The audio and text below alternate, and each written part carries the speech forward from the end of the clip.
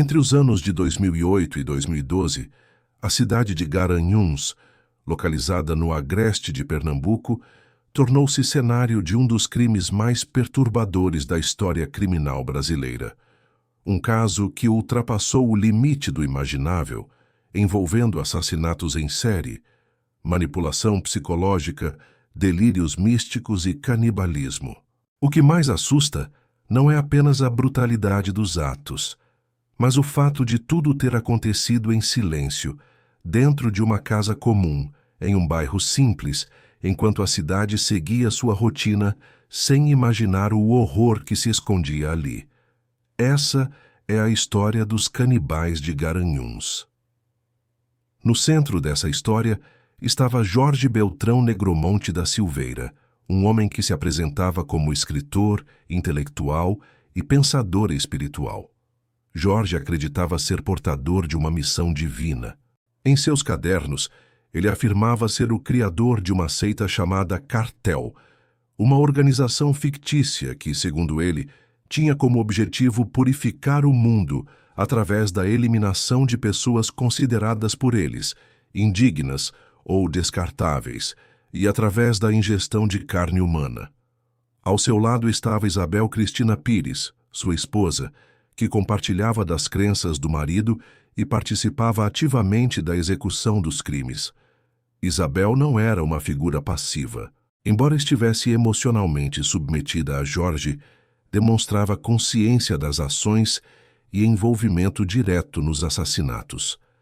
Mais tarde, o casal atrairia Bruna Cristina Oliveira da Silva, uma jovem em situação de extrema vulnerabilidade emocional e social. Bruna buscava pertencimento, acolhimento e um sentido para a própria vida. Jorge percebeu rapidamente essa fragilidade e passou a se apresentar como uma figura de autoridade espiritual, alguém que possuía respostas para tudo. Aos poucos, Bruna foi sendo envolvida pela ideologia do grupo, perdendo sua autonomia emocional e capacidade crítica, até se tornar parte ativa dos crimes. As vítimas do trio tinham um perfil muito específico. Eram mulheres em situação de vulnerabilidade, muitas vezes sem apoio familiar, emprego fixo ou estabilidade emocional. Elas eram atraídas por promessas simples, mas extremamente eficazes: trabalho, moradia, ajuda financeira, a possibilidade de recomeçar. Em um país marcado por desigualdade social profunda, essas promessas eram suficientes para gerar uma certa confiança. A primeira vítima confirmada foi Jéssica Camila da Silva Pereira, assassinada em 26 de maio de 2008. Moradora de rua, foi convidada para morar com o trio. Na época, Jéssica tinha 17 anos e uma filha de 1 ano. O casal, que não tinha filhos, planejou ficar com a criança depois de matar sua mãe. Jéssica foi imobilizada no banheiro da casa e em seguida levou um corte de faca na jugular. Todo o seu sangue foi retirado com a ajuda de um garrote. Depois, partes foram enterradas no quintal da residência, enquanto outras foram consumidas pelos assassinos. Para o trio, o ato não era visto como um crime, mas como um ritual necessário, uma execução legitimada pela ideologia criada por Jorge. A morte de Jéssica marcou o início de uma sequência de crimes que permaneceria oculta por anos. Durante um longo período, o assassinato de Jéssica não despertou suspeitas. Não houve investigação aprofundada, denúncias consistentes ou qualquer elemento que ligasse o desaparecimento da jovem ao casal. O silêncio permitiu que o grupo continuasse vivendo normalmente, reforçando a sensação de impunidade e poder. Em 2012, novas vítimas foram feitas. Em fevereiro, Gisele Helena da Silva, de 31 anos, foi atraída até a casa do trio sob falsas promessas de emprego. Assim como Jéssica, ela foi assassinada, esquartejada e teve partes do corpo enterradas no quintal da residência. Outras partes foram utilizadas para consumo do próprio grupo. A repetição do padrão revela o nível de frieza e organização dos crimes. No dia 15 de março, Alexandra da Silva Falcão tornou-se a terceira vítima confirmada. O mesmo método foi utilizado. Alexandra confiou nas promessas oferecidas e acabou assassinada dentro da casa. Seu corpo também foi ocultado e utilizado de forma macabra, seguindo os rituais definidos por Jorge. Segundo Jorge, cada morte equivaleria a um aspecto: ar, terra, água e fogo. Uma quarta morte, portanto, encerraria o ciclo da seita, pois seria aberto o portal para o acesso ao paraíso. A vítima já teria sido escolhida, mas o trio foi preso antes que o crime ocorresse.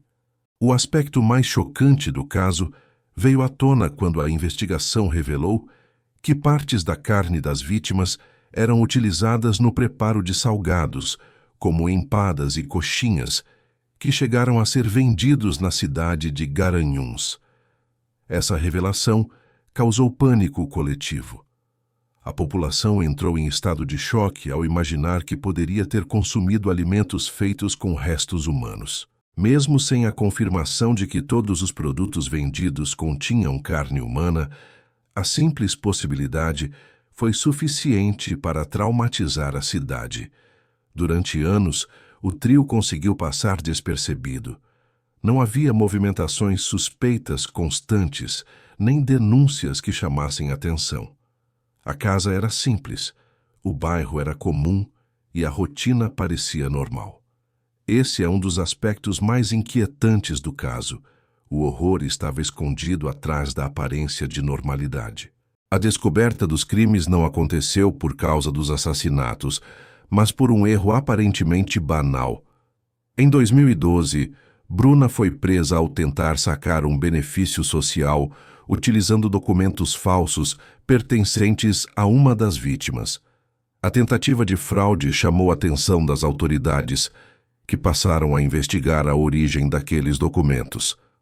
A partir desse momento, a história começou a se desenrolar. No dia 9 de abril de 2012, foram deferidos mandados de prisão preventiva contra o trio, além de mandados de busca e apreensão em sua residência, pois havia a suspeita de que Gisele e Alexandra pudessem estar lá. Na manhã de 11 de abril de 2012, durante as buscas na residência do trio, a polícia encontrou ossos humanos enterrados no quintal, pertences pessoais das vítimas e diversos cadernos escritos por Jorge. Esses registros detalhavam a ideologia da seita Cártel. Descreviam os assassinatos como atos necessários e revelavam uma mente profundamente desconectada da realidade, mas extremamente articulada. As investigações apontaram que, embora houvesse participação coletiva, existia uma hierarquia clara. Jorge era o líder absoluto, o manipulador, o criador da narrativa. Isabel e Bruna orbitavam ao redor dessa figura central, executando suas ordens, ainda que com diferentes níveis de submissão e responsabilidade. No dia 14 de novembro de 2014, em júri popular, o trio foi condenado pela morte de Jéssica em 2008. Jorge Beltrão recebeu a pena de 21 anos e 6 meses de reclusão e 1 ano e 6 meses de detenção, e Isabel da Silveira e Bruna da Silva receberam a pena de 19 anos de reclusão e 1 ano de detenção. Pelas outras 2 mortes, o júri popular determinou no dia 15 de dezembro de 2018 a reclusão de Jorge Beltrão, por 71 anos, Isabel da Silveira, por 68 anos, e Bruna da Silva, por 71 anos e 10 meses. O julgamento teve grande repercussão nacional. A defesa tentou alegar insanidade mental, mas os laudos psiquiátricos concluíram que os réus, apesar de apresentarem transtornos psicológicos, tinham plena consciência de seus atos. Eles sabiam o que faziam, compreendiam a gravidade dos crimes e agiam de forma planejada. As sentenças representaram um alívio parcial para os familiares das vítimas, mas jamais poderiam reparar a dor irreversível causada. O caso dos canibais de Garanhuns vai além do horror explícito. Ele expõe o poder devastador da manipulação psicológica, a vulnerabilidade de pessoas socialmente invisibilizadas e o perigo de líderes que se colocam acima da moral, da lei e da vida humana.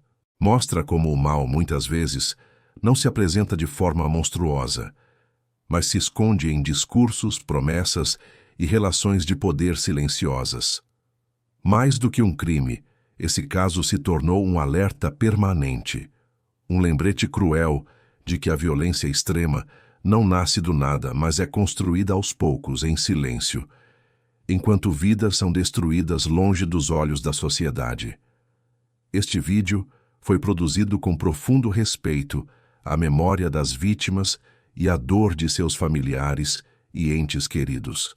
Todo o conteúdo apresentado foi construído exclusivamente a partir de informações disponíveis em fontes verificáveis, como registros oficiais, decisões judiciais, reportagens jornalísticas e documentos públicos relacionados ao caso dos canibais de Garanhuns. Nosso objetivo é informar com responsabilidade, sem sensacionalismo, preservando a dignidade das vítimas e o cuidado com suas histórias.